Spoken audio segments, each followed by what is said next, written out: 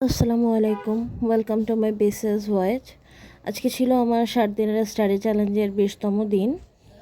আর দিনটি ছিল শনিবার। যদিও শনিবার আমার বন্ধের দিন, ঠিক করা ছিল যে শনিবার আমি লং টাইম পড়ালেখা করব, কিন্তু তা সত্ত্বেও শুক্রবার আমাদের স্কুল থেকে মেসেজ দিল যে শনিবার দিন আমাদের একটা সেমিনারে যাইতে হবে। সেমিনারটা ছিল আমাদের স্কুলেরই, বিশেষ করে স্কুলে যে বাচ্চারা ঠিকমতো কথা বলতে পারে না বা একটু স্পেশাল চাইল্ড, ওদের জন্য। মানে ওখানে কিছু সাইকোলজিস্ট ছিল, ওনারা জাস্ট বোঝাচ্ছিল যে বাচ্চাদের কিভাবে কিভাবে ঠিক করতে হবে, ওরা যদি লেট কথা বলে বা লেট বুঝতে চেষ্টা করে তাহলে কি করতে হবে। আর ওখানে ডিপ্রেশন নিয়েও একটা সেশন ছিল।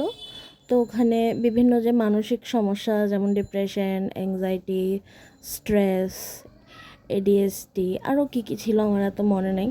তো ওগুলো নিয়ে বলতেছিল, আমি দেখতেছিলাম যতগুলো মানসিক সমস্যার লক্ষণ আছে সব কিছু আমার মধ্যে আছে। তো এই তো কী করার আছে আর তাতে। তো বাসায় আসলাম। বাসায় আসার পরে বাসায় আসতে আসতে পুরো 2টা বেজে গেছে। এসে তো দেখতেছি আমার প্রাইভেটের যে স্টুডেন্টরা ওরা এসে বসে আছে। তো আমি 2:30 থেকে প্রায় 6:30 কি 7টা পর্যন্ত টিউশনি করালাম। টিউশনি করানোর পরে আমার পড়তে বসার কথা ছিল 7টা না যেন 8টা থেকে রুটিনে, বাট আমার ইচ্ছা করতেছিল না পড়তে বসতে। আমি আমার আম্মুর সাথে কতক্ষণ গল্প করলাম, পড়তে বসছিলাম 9টা বাজে।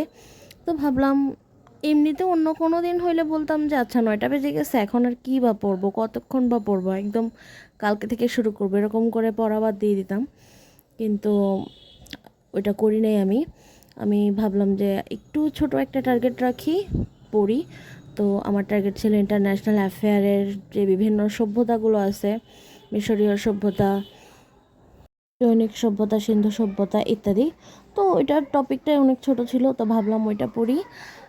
আর ছিল প্রণালীটা নিয়ে পড়লাম। প্রণালী দেখতে লাগে যে হ্যাঁ অনেক ছোট টপিক, কয়েকটা প্রণালীই তো, কিন্তু ওগুলো যতবারই পড়ি না কেন আমার এত ভালো মনে থাকে না। তো ওই দিন আমি একদম লিখে লিখে প্র্যাকটিস করলাম।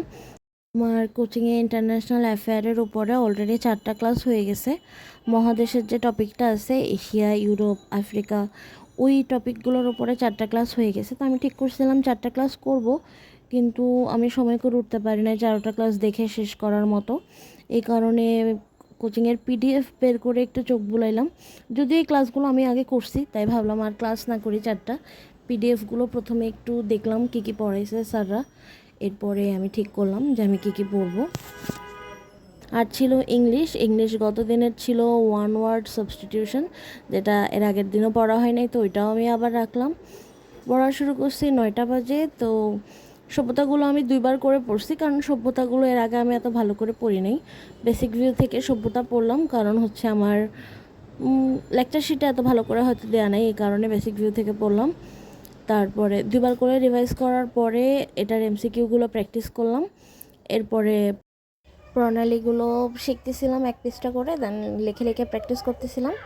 আর আমি জানি প্রণালীগুলো আমি আবার কয়েকটা ভুলে যাব, তো আমি ভাবতেছি যেরকম আমি বাচ্চাদেরকে বলি যে তোমরা পর্যায় সারণী বা সূত্রগুলো টেবিলের কোথাও লিখে রেখে লাগাই রাখিও, দেন সকালে একবার, দুপুরে একবার, রাতে একবার, একবার চোখ বলে। আমি ভাবতেছি প্রণালীগুলো আমি কোথাও একটা লিখে টানায় রাখবো। আর টানায় রাখবো, যদি মাঝে মধ্যে চোখ পড়ে হয়তো কয়েকটা মনে থাকলেও থাকতে পারে। তো এই তো প্রণালীগুলো পড়লাম। এরপরে আমার যে লেকচার শিট আছে ওখান থেকে ইংলিশের ওয়ান ওয়ার্ড সাবস্টিটিউশনগুলো রিভাইজ করলাম। তো এই তো আজকে যদি আমি এমন করতাম যে আচ্ছা এখন তো অলরেডি 9টা বেজে গেছে, 10টা বেজে গেছে, আমি ঘুমাই যাই, কালকে সকাল থেকে পড়বো, তাহলে মনে হয় আমার দিনটা পুরাই নষ্ট যাইতো।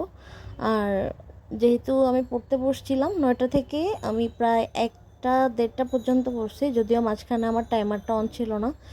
তো মোটামুটি 3-4 ঘন্টা পড়ছি। এরপরে লেট করে ঘুমাইছি।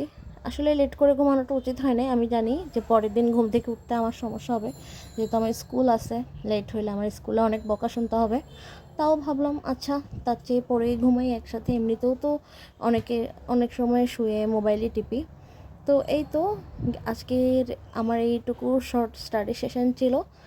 তো না পড়ে, টাইমটা নষ্ট না করে বা রিলস স্ক্রোল না করে অল্প কিছু টার্গেট নিয়ে পড়া শেষ করছি, এটাই আপাতত অনেক।